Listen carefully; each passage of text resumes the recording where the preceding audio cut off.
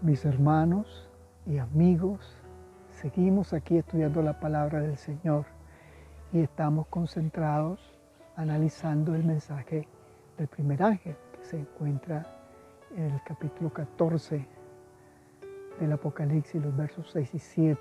Durante estas semanas hemos estudiado detalladamente cada una de las partes y hoy vamos a estudiar la segunda amonestación o exhortación que da el ángel. Esa exhortación dice: adorad a aquel que hizo el cielo y la tierra y el mar y las fuentes de las aguas. La primera exhortación era: temed y dad gloria a Dios. ¿Por qué se nos hacen estas exhortaciones? Y lo interesante aquí es que esta segunda exhortación nos habla de Dios como creador. Y si vamos a analizar brevemente a Dios como creador, pues Dios es trascendente. Sin embargo, antes de analizar eso, debemos ver el contexto en que Juan escribe. Juan, el discípulo, Juan el amado. Juan es muy mayor ya. Está rondando casi los 90 años. Y los enemigos, el imperio romano, lo ha llevado al exilio y lo ha mandado, no exactamente como un prisionero, pero como un exiliado a una isla de donde no puede salir, se le prohíbe salir. Es una isla rocosa llamada Patmos. Juan, durante su juventud, hizo lo mejor por el Señor y era un discípulo que se convertía en una bendición donde quiera que iba. Y el imperio se percató de que Juan hacía daño al imperio porque quitaba muchos adoradores al emperador y los pasaba a Jesucristo. Así que, como no pudieron eliminarlo a través de una tortura de meterlo dentro de aceite caliente, que eso fue algo providencial que Dios hizo, entonces ellos decidieron, ya mayor, mandarlo a Patmos, allí, exiliado, sin poder salir. Imagínate cómo se sentía Juan. Había hecho lo mejor por el Señor, ya sus años eran los años de una vejez bastante avanzada, y él allí confinado, sin amigos, con su iglesia, sus hermanos lejos, las iglesias lejos, él destruido por el poder del enemigo. Se sentía derrotado, se sentía frustrado, sentía que había perdido la oportunidad de predicar por el Señor y ya estaba cansado, físicamente cansado. Entonces ahora se sentía, aparte de cansado por su vejez, le diera la impresión que, bueno, todo el esfuerzo como que no había valido la pena. Solitario, sin hermanos, sin amigos que le acompañaran. Seguro con el deseo de ya ir al descanso, porque ya no había esperanza para él. Y exactamente en esa situación, donde a él le parece que ya todo se ha perdido, que ya lo único que le queda es morir, ahí, cuando ya todo está perdido, aparece el Cristo glorificado. Jesucristo viene para acompañar a su fiel guerrero, hombre que ya estaba en los días finales de su vida. Y Jesús viene, Jesús glorificado, el Cordero, el Rey de Reyes, viene. Y en el capítulo 1, Juan describe al Señor Jesús en su gloria, al Señor Jesús Dios eterno. Y cuando todo estaba perdido, el Señor hace de Juan un instrumento para que pudiese escribir la revelación del Rey de Reyes, es la revelación de Jesucristo. Y lo que para Juan parecía perdido, ahora el Señor volvió a traer vida.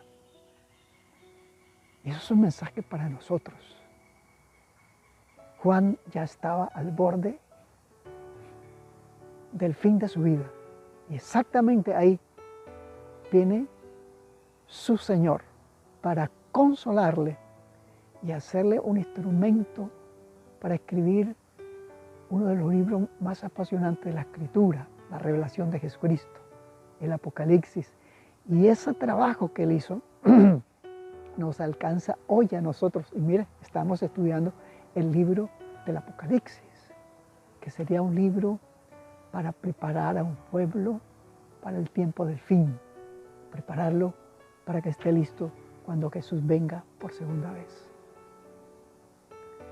Ese Dios que es creador del universo, que es creador de esta tierra, del mar, del cielo que nos rodea, es un Dios también personal, un Dios inmanente. Dice el apóstol Pablo que Jesús no está lejos de nosotros. Él lo dice allí en Hechos, lo dice el apóstol Pablo, dice en Hechos 17, 27, dice, no está lejos de cada uno de nosotros. A pesar de que Dios es eterno, Él nos acompaña cada día. Conoce nuestras luchas, nuestras necesidades, nuestros dolores, nuestras desgracias. Y cuando parece que todo está perdido, Él está ahí para consolarnos, para hacernos ver que esta vida es más que nuestra pobre existencia, que la vida cobra sentido solo cuando Él está cerca de nosotros. Esto es fundamental que lo experimentemos. Dice el salmista en el Salmo 8, cuando él ve las obras de los dedos de Dios, dice, ¿qué es el hombre para que tengas memoria de él y que lo visites?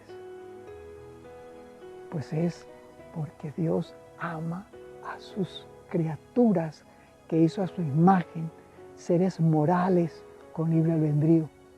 Dios nos ama y lo mostró descendiendo del cielo y encarnándose para pagar nuestra muerte eterna, para que su infelicidad fuera nuestra felicidad, para que su maltrato fuera nuestra seguridad, para que su sufrimiento fuera nuestra paz. Dios, que es trascendente, es un Dios inmanente y tú y yo necesitamos conocerlo de manera personal. Él estará ahí con nosotros cuando las cosas parezcan mal, cuando ya no haya más esperanza. Ahí está el Señor y Él nos lo ha mostrado cientos de veces a través de su palabra. Israel estaba esclavo, tenía más de 400 años de esclavitud en Egipto. Ya no había oportunidad, gente inculta, gente que había perdido la noción de Dios y vivía en el imperio más poderoso del mundo. Cuando todo estaba perdido, ahí llegó Dios. Hizo maravillas.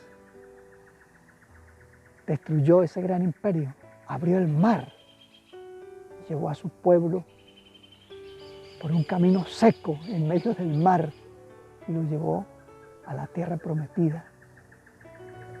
Ese es Dios, que en nuestras desgracias, cuando ya no hay nada, Él es nuestra gran solución.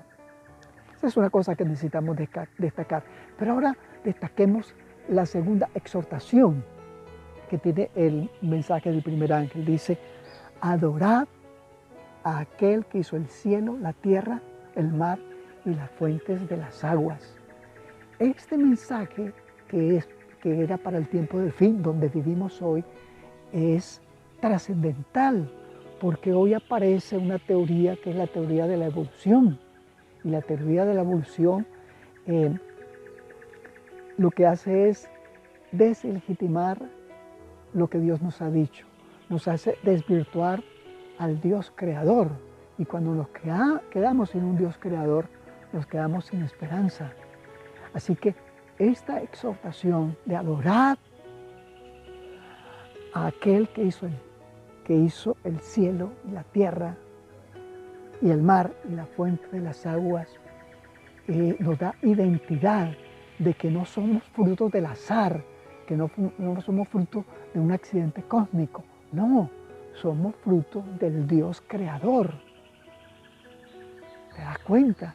Hoy cuando el mundo va tras un concepto falso de la creación del ser humano que habla que es por evolución, Dios le da sentido a nuestra existencia. Todos los seres humanos tenemos problemas, dificultades, podemos sufrir de enfermedades, nuestros seres queridos pueden sufrir, nosotros mismos podemos sufrir, la nación donde podamos estar puede colapsar. Eso le puede pasar a cualquiera, crea o no en Dios. Pero hay una diferencia en aquel que confía en que Dios existe, que Dios lo ha creado. ¿Por qué? Porque tiene fuerzas para soportar, tiene una esperanza que va más allá del sufrimiento. ¿Cuál? Dios, el Padre Creador, nos da la seguridad, nos da confianza en el futuro, pero aquel que sufre las mismas cosas, pero no tiene a Dios, porque sencillamente le han dicho que no hay Dios, que Él desciende, que los seres humanos descendemos de los primates. ¿Qué esperanza le queda? No le queda ninguna. Solo le queda esperar morir y ya. Es triste vivir sin esperanza. Pero cuando nos dice que adoremos a aquel que creó los cielos, la tierra, el mar y la fuente de las aguas, nos está poniendo en contacto con nuestro Creador. Y cuando nosotros podemos ver el mundo que nos rodea, el universo que nos rodea, es impresionante. Ver nuestro sol nos impacta. La energía que gasta el sol en un minuto, si sumáramos toda la energía que ha gastado este planeta desde que se creó hasta hoy, la energía que gastamos sería insignificante. Pero si comparáramos nuestro sistema solar con la galaxia donde estamos, somos más insignificantes todavía. Y si comparáramos nuestra galaxia con los millones de galaxias que Dios ha creado, pues prácticamente seríamos de nada. Seríamos una partícula de polvo en el universo. Pero a este planeta Dios lo hizo. Dios hizo todo lo que aquí se encuentra. Creó una raza que era hecha de su imagen. Y un día el pecado lo arruinó todo. Pero a ese Dios es el que nos invitan Juan no, el ángel, a adorarle. Porque eso le da sentido a la existencia, nos da entendimiento de que no vivimos a la intemperie de las cosas del universo, de las naciones, de las vicisitudes de la vida. No, hay un Dios que nos cuida. Eso es cuando vemos un Dios en lo grande, en las galaxias, que es incomparable. Pero también podemos ver acerca de nuestro Creador.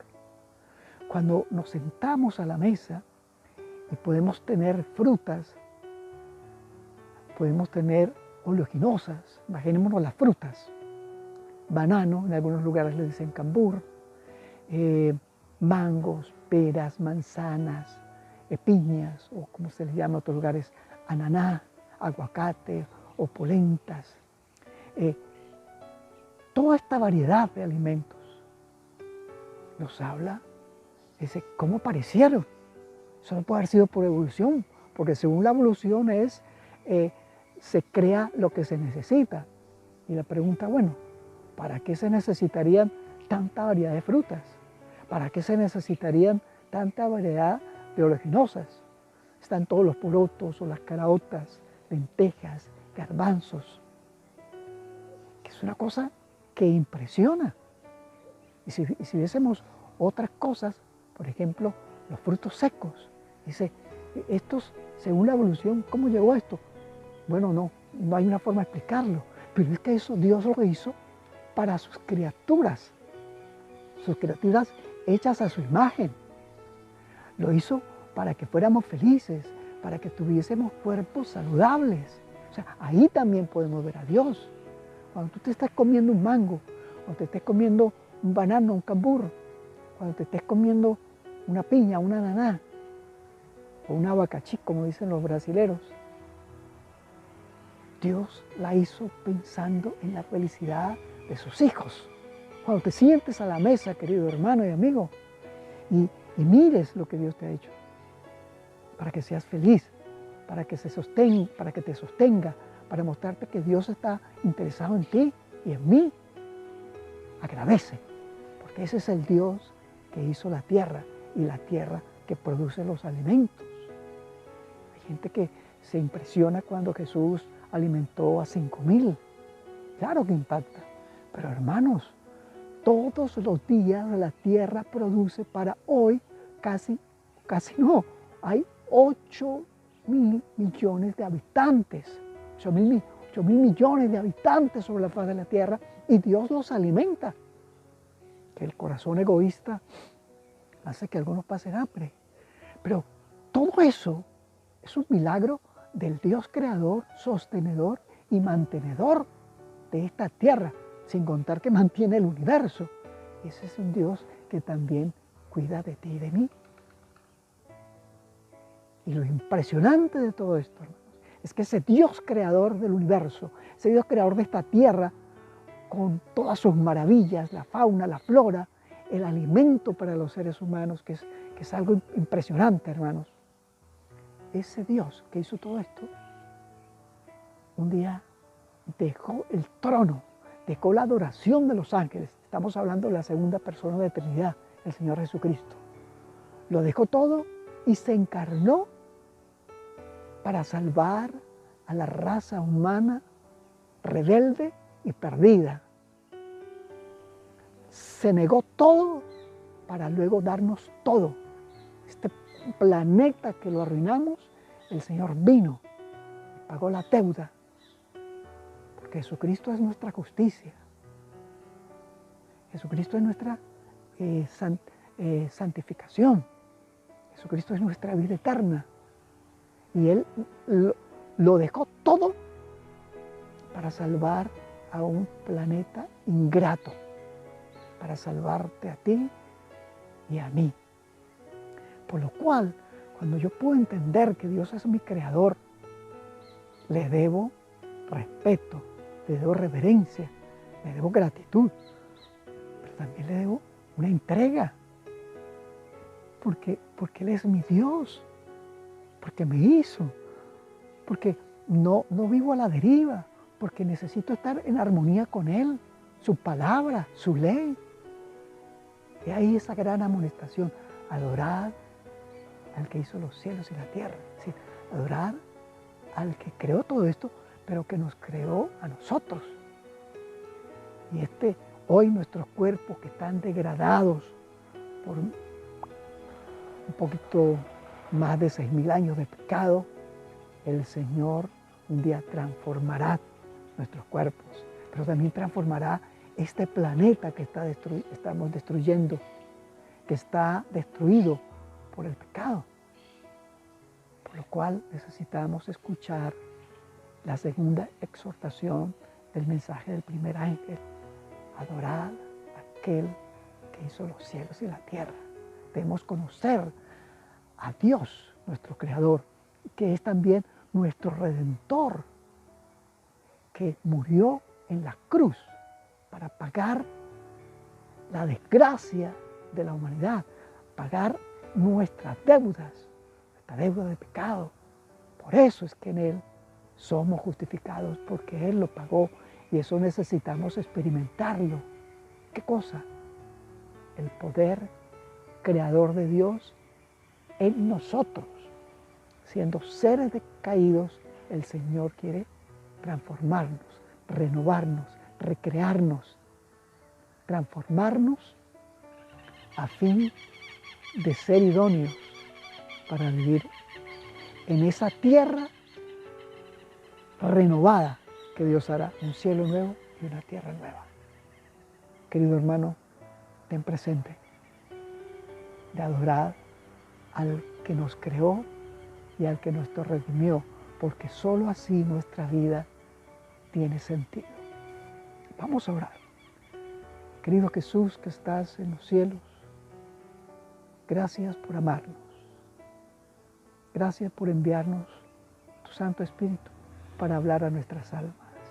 Y Padre Celestial, que estás en el trono del universo, gracias por darnos la salvación de nuestro Señor Jesucristo.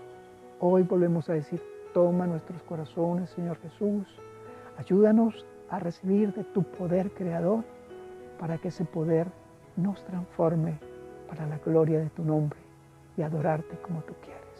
Lo pedimos únicamente en tus méritos, querido Jesús. Amén. Queridos hermanos y amigos, si Dios lo permite, nos veremos la próxima semana.